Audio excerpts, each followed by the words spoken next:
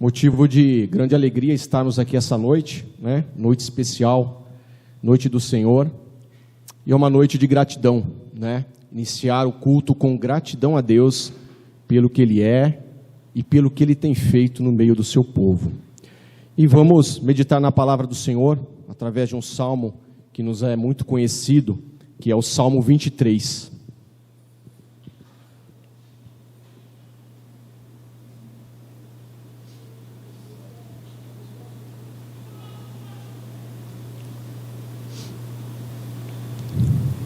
Amém, igreja? O Salmo 23, o Salmo de Davi diz assim: O Senhor é meu pastor e nada me faltará. Ele me faz repousar em pastos verdejantes. Leva-me para junto das águas de descanso. Refrigera minha alma. Guia-me pelas veredas da justiça por amor ao seu nome. Ainda que eu ande pelo vale da sombra da morte, não temerei mal algum, porque tu estás comigo. O teu bordão e o teu cajado me consolam. Prepara-me uma mesa na presença dos meus adversários. Unge minha cabeça com óleo e meu cálice transborda. Bondade e misericórdia certamente me seguirão todos os dias da minha vida, e habitarei na casa do Senhor para todo o sempre. Assim como o pastor cuida das suas ovelhas, que indefesas lá, não tem às vezes a noção do perigo. O Salmo nos mostra que nós temos um grande pastor, aquele que cuida de cada um de nós, que vai nos guiando, que nos protege, que cuida em todos os instantes.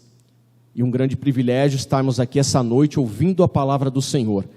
É um privilégio ser sustentado pelo Senhor e saber que Ele cuida de nós em todas as circunstâncias da nossa vida. Nós sabemos que muitos, até aqueles que não têm o nosso Senhor como Senhor e Salvador, meditam muitas vezes ou leem esse versículo, mas não entendendo quem é esse pastor que cuida, que zela, que no momento de turbulência e tudo que nós estejamos passando, Ele nos consola, Ele cuida de nós, Ele trata com nós. Glória a Deus, porque o Senhor tem feito por nós, Ele tem cuidado no meio do seu povo. O Senhor é quem nos sustenta tudo e todos os momentos da nossa vida, porque o Senhor é bom, o Senhor é bom e o Senhor é bom, e a sua misericórdia nos sustenta todos os dias. Vamos estar orando? Querido Deus, amado Pai, colocamos diante de Ti, ó Pai, a vida dos enfermos, aqueles, ó Pai, que estão infectados, ó Deus, com essa doença, ó Deus, que vem assolando o mundo, os nossos irmãos, ó Pai, que estão passando por esses momentos tão terríveis, Senhor, mas sabemos que Tu és o Deus, ó Pai, que pode reverter todas as coisas, Senhor. Talvez aqueles que entraram aqui essa noite, ó Pai, com o coração amargurado, com o coração, muitas das vezes, quase sem esperança, Senhor. Temos que ter a esperança em Ti, Senhor, porque o Senhor pode todas as coisas. Aquilo que não é possível aos nossos olhos, ao nosso entendimento, o Senhor pode mudar. O Senhor mudou a história, Pai. Hoje estamos aqui, temos o privilégio de louvar o Teu nome, de clamar pelos nossos irmãos que estão acamados. Temos aqueles, ó Pai, que estão passando por problemas às vezes familiares, problemas financeiros. Ó Deus, quantas coisas, Senhor. Mas, Pai, colocamos tudo diante do Teu altar, Pai, porque o Senhor fará aquilo conforme a Tua vontade, conforme lhe apraz, ó Pai. Mas confiamos, Senhor, porque Tu és um Deus bondoso, um Deus misericordioso, Senhor. Não entendemos muitas vezes os Teus propósitos, Senhor, mas, Pai, nos dá entendimento através de Ti. Ó Espírito Santo, entra no meio do Teu povo, ó Deus, cura, faz aquilo, ó Deus, que muitas vezes, na nossa visão, não há mais o que fazer. Cremos num Deus poderoso, um Deus que tudo pode, Senhor. Te somos gratos, Senhor, por tudo que o Senhor tem feito no meio do Seu povo. Em nome de Jesus é que oramos e agradecemos. Amém, Senhor.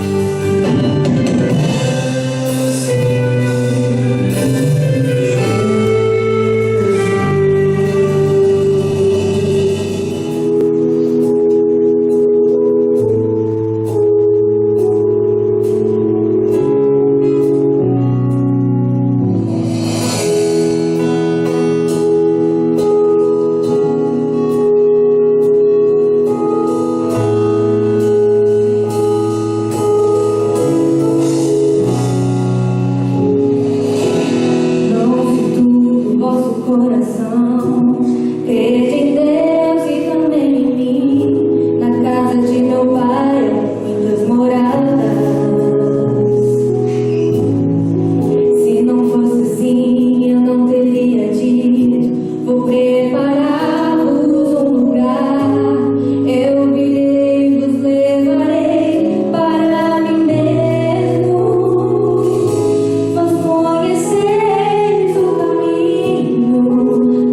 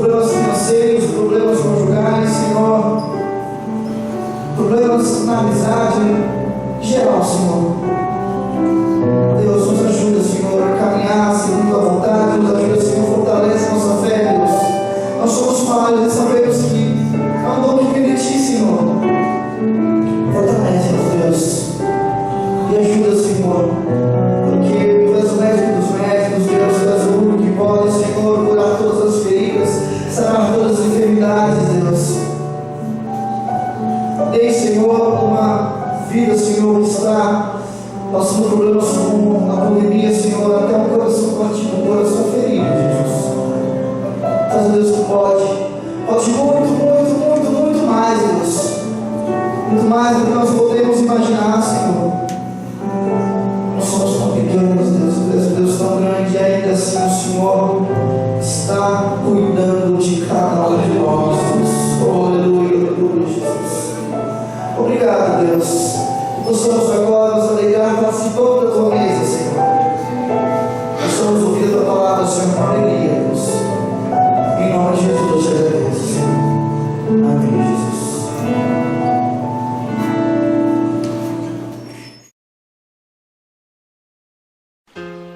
Rogo, pois, aos presbíteros que há entre vós, eu, presbítero como eles, e testemunha dos sofrimentos de Cristo, e ainda coparticipante da glória que há de ser revelada. Pastoreai o rebanho de Deus que há entre vós, não por constrangimento, mas espontaneamente, como Deus quer. Nem por sorte da ganância, mas de boa vontade. Nem como dominadores dos que vos foram confiados, antes tornando-vos modelos do rebanho. Ora, logo que o Supremo Pastor se manifestar, recebereis a imarcessível coroa da glória. Rogo igualmente aos jovens, sede submissos aos que são mais velhos. Outros sim, no trato de uns com os outros, cingi-vos todos de humildade, porque Deus resiste aos soberbos, contudo aos humildes concede a sua graça. Humilhai-vos, portanto, sob a poderosa mão de Deus, para que Ele, em tempo oportuno, vos exalte, lançando sobre Ele toda a vossa ansiedade, porque Ele tem cuidado de vós. Sede sóbrios e vigilantes. O diabo, vosso adversário, anda em derredor como leão que ruge, procurando alguém para devorar. Resisti-lhe firmes na fé, certos de que sofrimentos iguais aos vossos estão se cumprindo na vossa irmandade espalhada pelo mundo. Ora, o Deus de toda graça, que em Cristo vos chamou à sua eterna glória, depois de terdes sofrido por um pouco, Ele mesmo vos há de aperfeiçoar, firmar, fortificar e fundamentar. A Ele seja o domínio pelos séculos dos séculos. Amém. Então eu quero ministrar ao meu e ao seu coração sobre o seguinte tema: orientações finais. Se puder ligar aqui para mim. Orientações finais. Essas orientações finais são orientações de Pedro à igreja para concluir o primeiro livro de Pedro, a primeira epístola de Pedro. E ele vai concluir orientando a igreja de uma forma bem clara. Ele começa isso com os líderes. Mas como liderar em uma crise? E nós imaginamos que a única forma de liderar em um período de crise passa por crivo dessa imagem. O líder em meio à crise, ou em qualquer momento, mas em meio à crise é como ele estivesse andando em uma corda bamba. Por exemplo, a pandemia, quando pegou a igreja não sabia o que fazer. Muitos líderes evangélicos entraram em parafuso. Na verdade, até hoje, nós não sabemos ao certo quando iremos parar de usar máscaras na igreja. A gente nem sabe ao certo se vai ter ainda um novo lockdown, queira Deus que não. Então, o líder cristão, ele se depara com a ideia que ele deve liderar em meio à corda bamba, incerteza, e ele precisa liderar com a mente de forma racional, mas ele deve também liderar com o coração. Então, nessa ideia, dessa figura, um conselho meu à igreja é que todos os líderes de departamento, na igreja, que ainda não fizeram nada nesse ano e quase não fez nada no ano passado, pudesse acordar e entender que a igreja não pode parar, e mesmo andando em cordas bambas, nós precisamos ter criatividade, racionalidade e continuar a obra de Deus. É claro que na outra ponta, é necessário ter muito amor. É necessário ter muito amor, muita compaixão para com o outro, para quem sofre. É necessário estender a mão, é necessário dar o ombro, é necessário não minimizar a dor daquele que sofre, mas é necessário inteligência para lidar com essas situações das quais nós vivemos. Então, as orientações no capítulo 5 passa por duas faces, ou duas situações: orientação aos pastores e orientações gerais. E de forma bem clara, o apóstolo Pedro, ele vai dividir e vai falar de orientações aos presbíteros, pastores, líderes e todo o povo que entende o sacerdócio universal. Depois, orientações gerais. E quando chega nas orientações gerais, no versículo 5, do capítulo 5, ele começa a orientar, em primeiro lugar, os jovens. E essa orientação se estende a todas as pessoas. E eu fico imaginando que já naquele período havia uma preocupação muito grande com a mocidade, que tem a maior força de trabalho, começar a trabalhar com mais empenho e afinco em meio ao sofrimento e dor. E depois ele começa a orientar de forma clara e extraordinária toda a igreja. Eu acho interessante que quando nós lemos o verso 2 desse texto, a exortação do apóstolo Pedro é que devemos pastorear o rebanho de Deus. De quem é o rebanho? De Deus. De quem é a igreja? De Deus. Então, há alguns pensamentos que devem, isso como introdução ao nosso sermão, deve nortear a igreja de Cristo. Em primeiro lugar, é necessário entender que a igreja é de Deus. A igreja não é de homem, a igreja é de Deus. E quando nós compreendemos isso, tudo melhora como igreja e povo de Deus, que recebe orientações em meio ao sofrimento, quando nós entendemos de quem é a igreja. Se é a igreja de Deus, Deus é o maior interessado para transformar vidas, libertar pessoas, curar, restaurar todas e diversas situações, porque a igreja é de Deus. E muitos líderes e liderados esquecem de que a igreja é de Deus, o rebanho é de Deus e não do homem. Um outro conselho nessa introdução que nós devemos saber como líderes é que a igreja não é empresa. Ou seja, a finalidade da igreja não é ter recursos. Eu já vi alguns pastores e presbíteros em reunião se orgulharem dizendo: cara, nós temos 100 mil reais no banco. Meu Deus, para que a igreja precisa ter 100 mil reais no banco? Não é o caso da nossa, viu? Era bom se a gente tivesse mais, a gente ia usar. Então, 100 mil reais no banco, para quê? Para dizer que tem? A igreja não tem a finalidade de ganhar dinheiro. A igreja tem de aprender a investir no reino de Deus. E tudo que a igreja faz não deve ser o propósito financeiro. Deve ser o propósito de glorificar a Deus, de atingir pessoas, de ganhar almas e de transformar a vida. E se os líderes compreendessem isso, a ideia de todos os líderes seria pastorear e alimentar. Ou seja, a ideia da igreja seria edificar e servir. E compreendendo isso, a igreja ia servir melhor. Então, a igreja é uma pessoa jurídica, mas ela não é uma empresa. Não é. A nossa igreja, por exemplo, tem até funcionários, mas ela não é uma empresa. E ela não pode lidar como empresa. Ela não pode querer fazer as coisas visando recursos. Ela tem de visar a espiritualidade.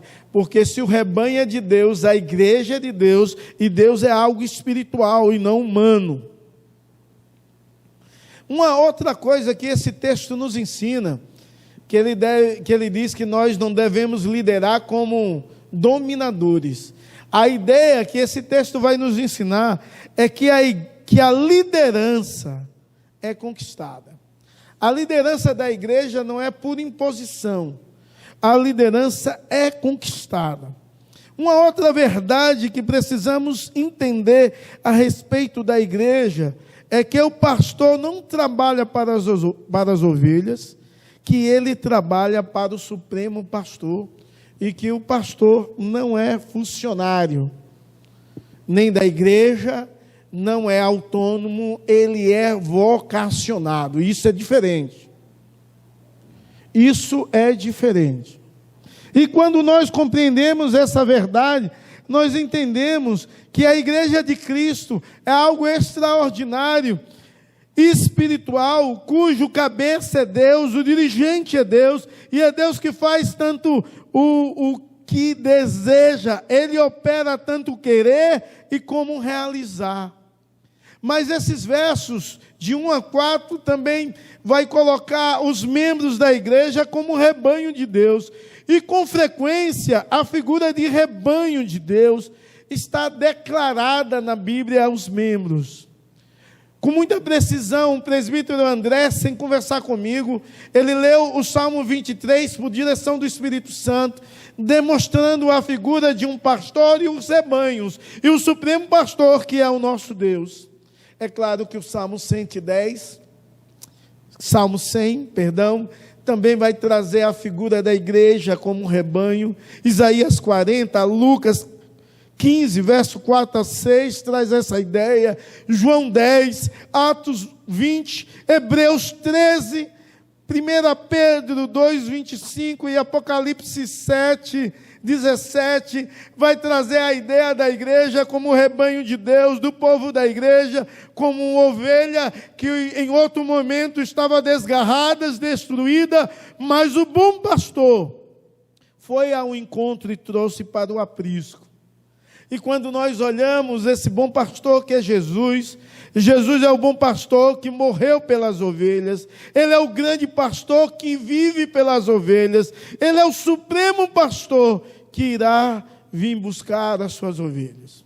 Então, a partir dessa ideia do texto e dessa compreensão do que é a igreja, de líder e liderados, de líderes e ovelha, e que existe um pastor extraordinário dirigindo e conduzindo todas as coisas, eu quero meditar com vocês em 3 aspectos muito presentes nesse texto.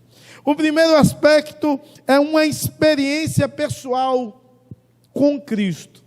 E Pedro, ele vai pegar o seu próprio testemunho, o seu próprio exemplo para declarar uma experiência pessoal com Cristo. O segundo aspecto, eu quero ministrar ao meu e ao seu coração sobre uma terna preocupação com as ovelhas de Deus. Há uma exortação do apóstolo Pedro no verso 2 e 3, que deve haver uma preocupação enorme com as ovelhas de Deus.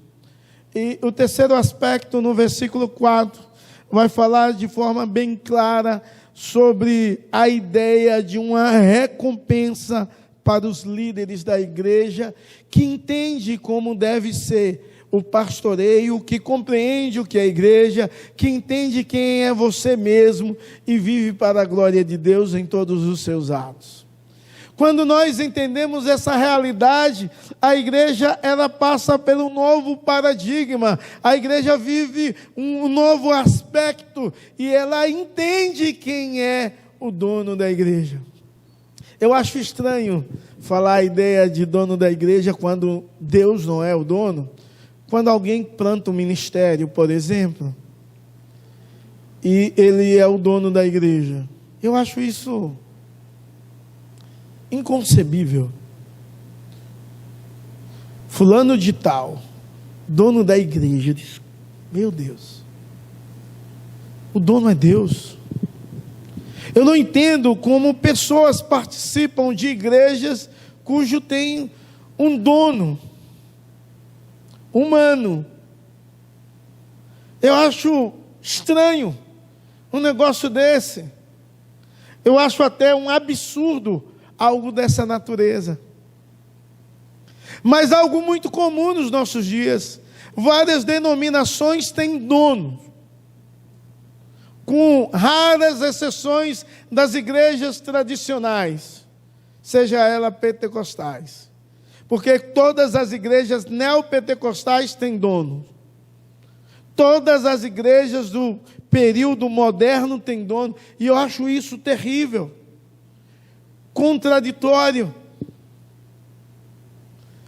Esse pensamento não é um pensamento bíblico, teológico, é um pensamento humano.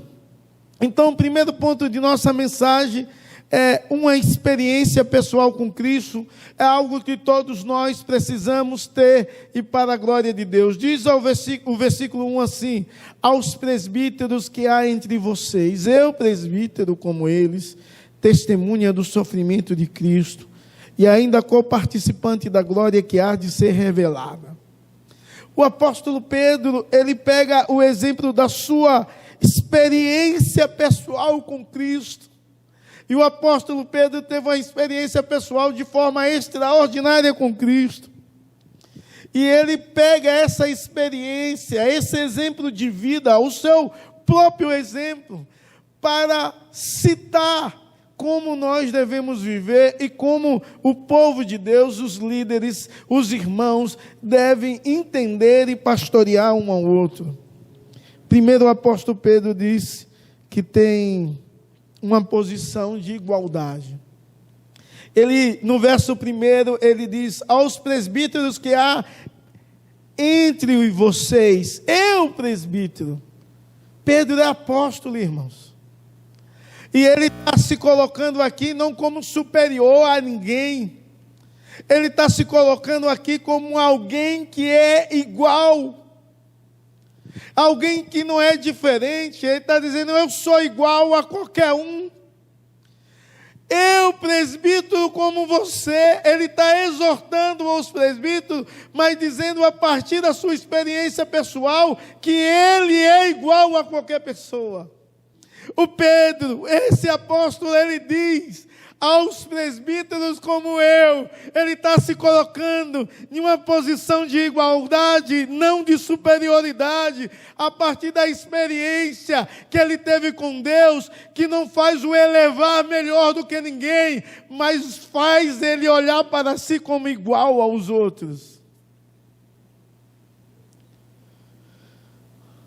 Todos os pastores, dos quais eu também sou um, presbíteros, diáconos ou líder de qualquer departamento da igreja, não é melhor do que ninguém. É um miserável pecador, assim como eu sou, que carece da glória e da misericórdia de Deus continuamente. Mas a experiência pessoal com Pedro demonstra, e é demonstrada de forma bem clara nesse verso 1, quando ele diz que ele é testemunha do sofrimento de Cristo. E você lembra lá do Getsêmani, quando Cristo foi orar e Pedro dormiu, mas Pedro presenciou quando Cristo foi preso. E quando Cristo foi preso, Pedro tomou uma atitude impetuosa e humana, e ele saca uma espada, e ele dá na cabeça de Malco, que desvia, e é cortada a orelha de Malco. Mas ele vê o sofrimento de Cristo, ele vê Cristo sendo preso, ele acompanha o sofrimento de Cristo, a tal ponto que chega um momento onde Cristo está sofrendo, possivelmente depois de ter apanhado muito, e ter sido caçoado por muitas pessoas, e está sofrendo, já um grande momento daquela noite. Pedro, ele está vendo o sofrimento de Cristo, está tão próximo, que alguém olha para ele e diz bem assim: você é um deles. E Pedro nega e sai. É claro que nós sabemos que Pedro não ficou vendo a morte de Cristo na cruz. Biblicamente, só João e Maria e algumas mulheres presenciaram esse sofrimento, mas ele é testemunha dos sofrimentos de Jesus, e ele diz: eu sou testemunha disso. E aí ele também diz que ele é coparticipante da glória que há por vir, que ele experimentou um pouquinho da glória e da manifestação de glória de Deus no Monte da Transfiguração. Pedro estava lá, e ele experimentou aquele momento glorioso e extraordinário, onde Cristo foi glorificado, e a glória de Deus invadiu aquele monte, aquele lugar. Moisés e Elias estavam ali, mas também Pedro, Tiago e João. Pedro era coparticipante dessa glória, e ele entendia que haveria uma glória melhor e maior lá no futuro. Então Pedro, ele tem uma consciência, que ele tem uma experiência pessoal com Cristo, a partir de tudo que ele viveu, e essa experiência não faz dele maior do que ninguém, mas igual. Meus irmãos, você tem uma experiência pessoal com Cristo? Ou você já teve uma experiência pessoal com Cristo? Você experimenta da graça, da glória, do poder de Deus, da ação de Deus, da manifestação de Deus te usar? Você sente a presença de Deus? Você já ouviu Deus falar diretamente a sua vida? Você já foi tomado pelo ímpeto do Espírito Santo para fazer algo que glorificasse a Deus? Você já foi impulsionado e incomodado por Deus para tomar atitudes e ações das quais Deus deveria ser honrado e exaltado? Irmãos, quando nós paramos e pensamos sobre isso, podemos olhar que Pedro, antes de exortar, ele diz assim: eu sou essa pessoa que tive uma experiência pessoal com Cristo. E todos os nossos líderes, presbíteros, diáconos, líderes de qualquer área e membros devem experimentar, ter essa experiência com Deus do impossível. E depois de dizer isso, ele vai começar a exortar a igreja, para que a igreja tenha uma preocupação, ou uma terna preocupação com as ovelhas de Deus. E quando ele exorta a igreja a esse aspecto, ele começa falando no verso 2, que pastoreie o rebanho de Deus que há entre vocês. A ideia primeira e comum é que o rebanho de Deus precisa ser pastoreado pelos seus presbíteros, líderes, e os membros da igreja devem aprender a pastorear um ao outro, se você me permite levar a ideia do sacerdócio universal. Pastoreie o rebanho de Deus. E se a igreja me incentiva, e se Deus me incentiva, através da sua palavra, que eu devo pastorear o rebanho de Deus, eu fico me perguntando: eu tenho pastoreado o rebanho de Deus?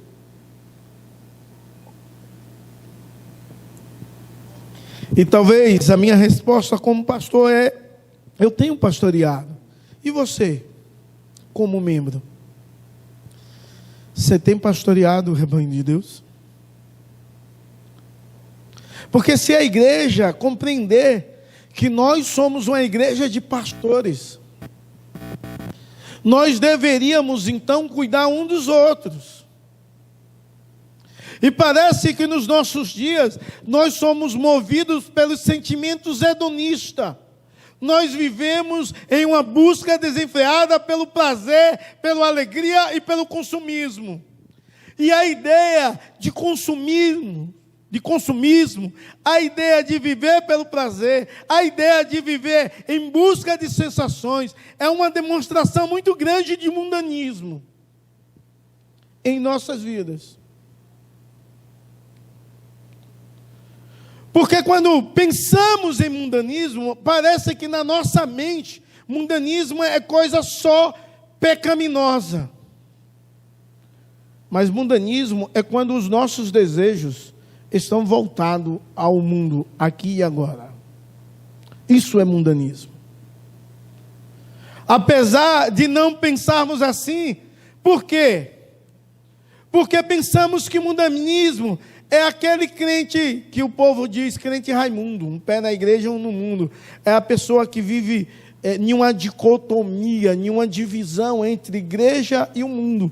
Mas você pode estar dentro da igreja, cultuar a Deus, servir como liderança e ser extremamente mundano em seus aspectos, nos seus projetos, nos seus anseios e na sua forma de viver. E eu não estou dizendo que é pecado você ter momentos felizes, você buscar uma melhoria para a sua família. Eu estou dizendo que isso não é tudo.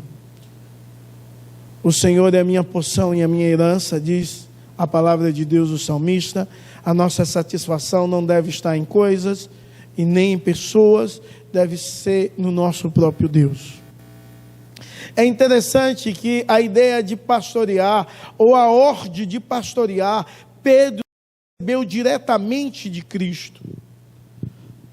Quando você lê a palavra de Deus, no Evangelho de João, capítulo 21, na segunda pesca maravilhosa, quando Cristo vai andando com Pedro, e Jesus Cristo pergunta assim: Pedro, tu me amas? E Pedro diz: eu te amo. E Jesus Cristo diz assim: pastorei o meu rebanho. E Jesus Cristo continua aquele diálogo e diz assim: Pedro, tu me amas? E ele diz: eu te amo, Senhor. Ele diz: apacenta minhas ovelhas. E o diálogo continua. E Jesus diz: Pedro, tu me amas? E ele se entristece e diz: Senhor, tu sabes que eu te amo. Mais uma vez Jesus Cristo diz: pastorei a minha igreja. Irmãos, Pedro estava sendo comissionado por Cristo para ter um entendimento de um sacerdócio universal, que havia necessidade de pastoreio, que nós precisamos de gente, de pessoa, um precisa do outro. E será se eu e você, a retrato do que Pedro está fazendo com o que Cristo fez com ele, será se nós pastoreamos o rebanho de Deus? Será se nós demonstramos o amor a Deus através do pastoreio? Será se eu tenho vivido uma vida tão hedonista e tão preocupada com tantos afazeres e tantas coisas, que eu tenho me importado com o outro, com a dor do outro, com o sofrimento do outro, com a tristeza do outro? E hoje de manhã, quando eu ministrava essa palavra, eu disse: se a igreja pastoreasse um ao outro, não ia haver feridos e nem doentes no meio da igreja, espiritualmente falando, porque um podia ver o outro, e quando o outro estivesse pronto a cair ou tropeçar, o outro ia estender a mão, ia levantar. Mas quantas vezes nós nem ligamos para os nossos irmãos que estão sofrendo ou passando por dificuldades, para fazer uma oração, talvez uma ligação de 5 minutos, que você possa perguntar: como é que você está? E ouvir um pouco a pessoa, e depois dizer assim: eu vou orar por você, porque existe um Deus do céu poderoso que pode mudar toda e qualquer situação, e eu creio nisso. Será se você tem feito isso? Será se há uma preocupação nossa com o outro? Ou será se cada vez mais nós somos egoístas? Porque todos nós temos as nossas dificuldades. situações adversas. Mas será se temos tempo para olhar o sofrimento do outro? Mas será se eu tive preocupação? Não estou dizendo eu porque eu fiz isso, mas será se eu tenho preocupação de ligar para o outro e orar? E entender que eu sou um pastor e devo pastorear o rebanho de Deus, e só existe uma forma clara de pastorear o rebanho de Deus, que é cuidando e alimentando, é tendo o coração de Cristo, é fazendo como Cristo fez. Será se eu tenho tido essa ideia de olhar para o sofrimento do meu irmão e me compadecer dele, e mesmo que eu não possa ajudá-lo com dinheiro, eu posso dizer, eu estou aqui. Será se eu tenho tido essa sensibilidade? Muitas vezes, irmãos, como igreja de Cristo, nós estamos tão distante do propósito de Deus para as nossas vidas, somos tão hedonistas como qualquer outro. Esquecemos que o Evangelho é: quem quiser seguir a Cristo, toma a sua cruz, negue a si mesmo e siga-me. Ou sem falar nos nossos irmãos que estão passando por lutas diversas, emocionais, espirituais, de desempregos, financeiras. E se a gente fosse contar nomes de pessoas, alguns eu não sei, e eu não consigo saber de todas as pessoas, mas se fôssemos contar, iríamos ficar aqui falando a noite inteira sobre mazelas e dificuldades de pessoas que servem a Deus e que entendem que Deus tudo pode mudar a história, transformar toda e qualquer situação, porque Ele é Deus, mas também tem a compreensão que Deus sempre usou homens e mulheres para fazer a sua obra. Deus deseja usar homens e mulheres para pastorear o bom rebanho de Deus. Muitas vezes nós não atentamos para isso. A ideia de presbítero também traz a ideia de servir como superintendente, ou seja, a igreja inteira deveria ser um atalaia que olha um ao outro e ajuda um ao outro, e ao seu companheiro diz: ser forte. E depois de dizer essas verdades, o apóstolo Pedro vai dizer que como nós devemos pastorear o rebanho de Deus, e devemos pastorear o rebanho de Deus, diz o verso 2, não por obrigação, mas de forma espontânea, ou seja, não porque o pastor está dando uma chamada, mas de forma espontânea. Eu preciso amar o meu irmão, eu preciso me compadecer dele, eu preciso da ajuda dele, eu preciso orar por ele, eu preciso abençoá-lo. Quando a igreja compreende que essas coisas não é por obrigação, mas é de forma espontânea, a igreja do Senhor Jesus vai fluir de forma extraordinária. Tem gente que lidera e fica pensando que ele é um líder por obrigação.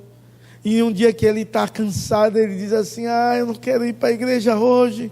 E na escola bíblica dominical, 10 horas da madrugada, eu estou com sono. E para piorar, começa a chover. E o cara está sem vontade. E ele é líder, ele tem de ensinar. E ele faz aquilo por obrigação. Deus não aceita, Deus não deseja. Mas quando nós fazemos por amor, estar na casa de Deus, cultuar a Deus, é algo que nos traz alegria, felicidade. Nós sentimos como Davi sentiu, ao menos em falar na casa de Deus. Davi diz assim: alegrei-me quando me disseram, vamos à casa do Senhor. Só o fato de dizer vamos à casa de Deus causou alegria ao coração de Davi, que não fazia por obrigação, mas por amor. E aí o apóstolo Pedro diz que nós não devemos pastorear não por ganância, mas de boa vontade. Ou seja, não querendo receber algo em troca, mas pastorear com amor, de todo o coração, não querendo ser servido, mas tendo disposição a servir. E vivemos um período onde a igreja quer ser uma igreja servida. Deus deseja que você sirva. E quando a igreja compreende isso, ela pastoreia não por ganância, mas de boa vontade. não como dominadores do que lhes foram confiados, mas sendo exemplo do rebanho de Deus. E essa é a vontade de Deus, que a igreja seja os líderes, os pastores, presbíteros, diáconos, líder de departamento, professor de escola bíblica dominical. Você é membro dessa igreja. Deus deseja que você seja exemplo do rebanho de Deus. Quando a igreja vive assim, ela compreende de fato como ela deve viver, e ela entende que a sua recompensa não tem nada a ver com nada terreno. Ela entende que a sua recompensa é celestial. E o verso 4 vai dizer assim: e quando o Supremo Pastor se manifestar, vocês receberão a coroa da glória, que nunca perde o seu brilho. A nossa recompensa não deve ser uma recompensa humana, mas a nossa recompensa vem do Supremo Pastor, vem do nosso Deus e Senhor Jesus Cristo. A nossa recompensa vem de um Deus que deseja nos dar uma coroa de glória pelo serviço o qual prestamos como povo de Deus e igreja de Deus. E a ideia de uma cultura grega em um império romano, que era o período que Pedro escreveu essa carta, era uma ideia muito forte de atletismo e de competições que podia levar a pessoa a ganhar uma coroa de louro, uma coroa que envelhece, que murcha, que seca, mas que na mente dos romanos, com a cultura grega, isso tinha um simbolismo muito forte. O apóstolo Pedro está dizendo de uma coroa que não vai se destruir, uma coroa que nunca vai perder o seu brilho. Ele está falando de uma recompensa, do galardão que Deus dá a todo o seu povo que o serve. Quais têm sido os seus galardão? Quais têm sido o seu serviço?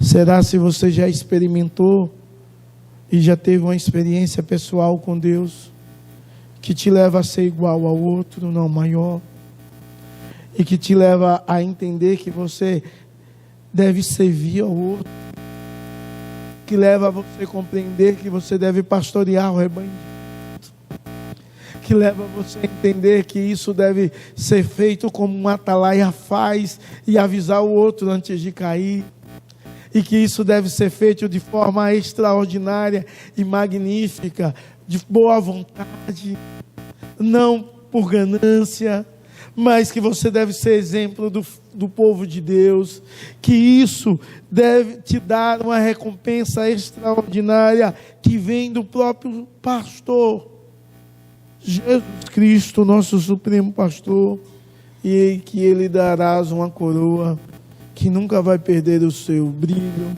nunca vai perder o seu valor, nunca vai perecer. Quando nós compreendemos isso, os nossos olhos estão nos céus. Seus olhos estão na terra ou estão nos céus?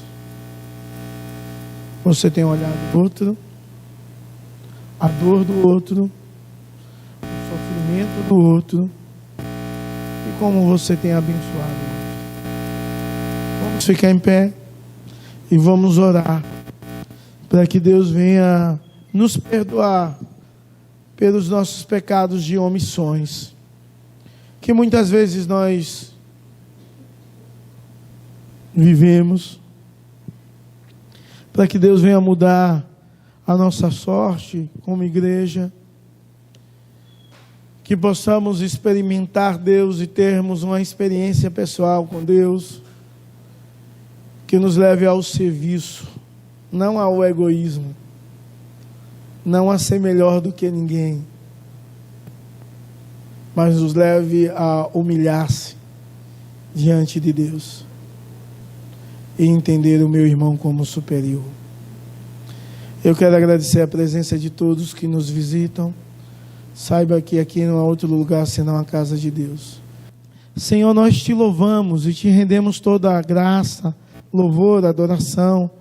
Cremos no teu poder, na tua bondade. Cremos que tu és o nosso Deus e ninguém é como o Senhor. E só diante do teu nome nós tributamos toda honra, glória, louvor e adoração. Perdoa-nos, ó Deus, pelas nossas omissões. Ajuda-nos, ó Deus, a vivermos como exemplo dos fiéis, no procedimento, na firmeza e na fé. Que possamos, em nome de Jesus, viver para a glória do teu nome e o louvor do teu reino. Abençoa o teu povo, desperta o teu povo ao serviço. Em nome de Jesus, levanta homens e mulheres como intercessores, pessoas, ó Deus, coloca na mente e no coração do teu povo, pessoas que estão sofrendo na tua casa ou fora da tua casa. Desperta os teus servos, ao menos a ligar e orarem, a dar uma palavra de ânimo, de fé, a crer no teu poder e na mudança do Senhor. Em nome de Jesus e para a glória do Senhor.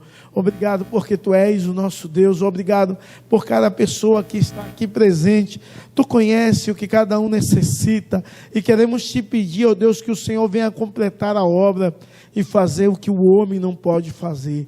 Faz um milagre, traz restauração, traz cura, manifesta poder e graça. Em nome de Jesus e para a glória do Senhor. Em nome de Jesus que oramos. Ó Deus, na certeza que é o Senhor que dirige a nossa vida, é o Senhor que dirige a nossa história. Em nome de Jesus. Amém e amém. Receber a bênção e ir em paz para os vossos lares. Que a graça do nosso Senhor e Salvador Jesus Cristo, que o amor de Deus, o nosso eterno Pai, que a comunhão e a consolação do Divino Espírito Santo seja sobre você e sobre todo o povo de Deus, espalhado sobre toda a face da terra, hoje e para todos sempre. Amém e amém.